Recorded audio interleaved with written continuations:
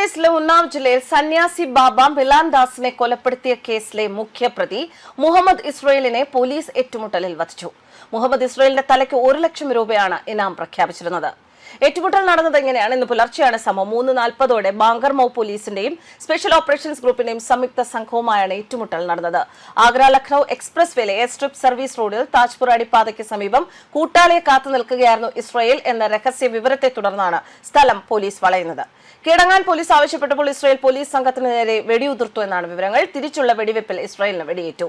ഏറ്റുമുട്ടലിൽ SOG constable Vikas ഭദൌരിയുടെ കൈക്ക് വെടിയേറ്റു. ബാങ്കർമൌ ചൌക്കി പ്രഭാരി നോട്ടൺ കുമാർ സിംഗിന്റെ ബുള്ളറ്റ് പ്രൂഫ് ജാക്കറ്റിൽ വെടിയേറ്റു എങ്കിലും പരിക്കേൽക്കാതെ അദ്ദേഹം രക്ഷപ്പെട്ടു. ഗുരുതരമായി പരിക്കേറ്റ ഇസ്രയേലിനെ കമ്മ്യൂണിറ്റി ഹെൽത്ത് സെന്ററിൽ എത്തിച്ചുവെങ്കിലും മരണം സ്ഥിരീകരിക്കുകയായിരുന്നു. സംഭവ സ്ഥലത്ത് നിന്ന് നാടൻ തോക്ക്, തിരകൾ, കത്തി എന്നിവ കണ്ടെടുത്തു. ജൂൺ 9 ബാബ മിലാൻ ദാസ് എന്ന രാംദാസ് കൊല്ലപ്പെട്ടത്. ബാങ്കർമൌവിലെ ഖുരീടോലയിൽ രാമക്ഷേത്രം നിർമ്മിക്കുകയായിരുന്നു 50-കാരനായ സന്യാസി. ക്ഷേത്രത്തിൽ ഭക്തിഗാനങ്ങൾ ഉച്ചഭാഷണിയിൽ വയ്ക്കുന്നതിനെ ചൊല്ലിയുണ്ടായ തർക്കമാണ് കൊലപാതകത്തിൽ കലാശിച്ചത്. തർക്കത്തെ തുടർന്ന് ബാബയെ കുടിലിന് സമീപത്തേക്ക് സ്നേഹത്തോടെ വിളിച്ചു വരുത്തി ഇസ്രയേലും കൂട്ടാളികളും ചേർന്ന് കുത്തിക്കൊലപ്പെടുത്തുകയായിരുന്നു. ചോദിച്ചവരോട് ജിഹാദ് ചെയ്തു എന്നാണ് ഇവർ പറഞ്ഞത്. സംഭവത്തിൽ വലിയ ജനരോഷം ഉയരുകയും ഹർദോയ് ഉന്നാവ് ഹൈവേയിൽ പ്രതിഷേധവും റോഡ് ഉപരോധവും നടന്നു. കേസിൽ പേരുള്ള 5 പ്രതികളിൽ 4 പേരെ പോലീസ് നേരത്തെ അറസ്റ്റ് ചെയ്തിരുന്നു. ഒളിവിലായിരുന്ന മുഖ്യപ്രതി ഇസ്രായേലാണ് ഇപ്പോൾ ഏറ്റുമുട്ടലിൽ കൊല്ലപ്പെട്ടത്. കൊലപാതകത്തെ തുടർന്ന് പ്രധാന പ്രതികളുമായി ബന്ധപ്പെട്ട അനധികൃത കെട്ടിടങ്ങൾ ഭരണകൂടം ബുൾഡോസർ ഉപയോഗിച്ച് പൊളിച്ചു നീക്കിയിരുന്നു. UP പോലീസ് ഇപ്പോൾ ക്രിമിനലുകൾക്ക് നേരെയുള്ള ഓരോ പ്രവർത്തനവും കടുപ്പിക്കുകയാണ്. ക്രിമിനലുകളെ കണ്ടെടുത്താൻ UP പോലീസ് നടത്തിയ ഒരു ക്യാമ്പയിനിടെ ഇനി മുതൽ ഒരു കുറ്റകൃത്യവും ചെയ്യില്ല എന്ന ബോർഡുമേന്തി നിരത്തിലിറങ്ങി ഗുണ്ടകളും മാറ്റത്തിന്റെ പാതയിലേക്ക്.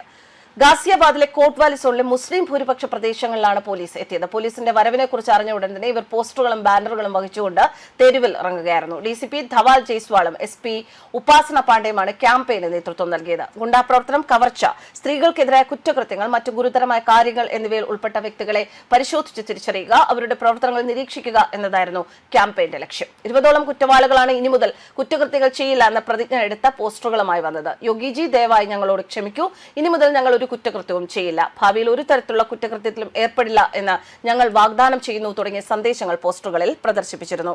പ്രദേശത്തെ 1000-ലധികം കുറ്റവാളികളെ പരിശോധനയ്ക്കായി നിശ്ചയിച്ചിട്ടുണ്ട് എന്ന് DCP ധവാൽ ജയ്സ്വാൾ അറിയിച്ചു. വ്യക്തികളുടെ നിലവിലുള്ള തൊഴിലുകളെക്കുറിച്ചും അവർ പുതിയ ക്രിമിനൽ പ്രവർത്തനങ്ങളിൽ ഏർപ്പെട്ടിട്ടുണ്ടോ എന്നതിനെക്കുറിച്ചും വിവരങ്ങൾ ശേഖരിക്കുക എന്നതാണ് ഈ ക്യാമ്പയിന്റെ ലക്ഷ്യം. നേരത്തെ ഗുണ്ടകളായിരുന്ന പലരും ഇന്ന് ഗാസിയാബാദിന്റെ പല ഭാഗങ്ങളിലും പച്ചക്കറി കച്ചവടവും പാചക ജോലികളും ചെയ്യുകയാണ്. ന്യൂസ് ഡെസ്ക് കർമ്മ.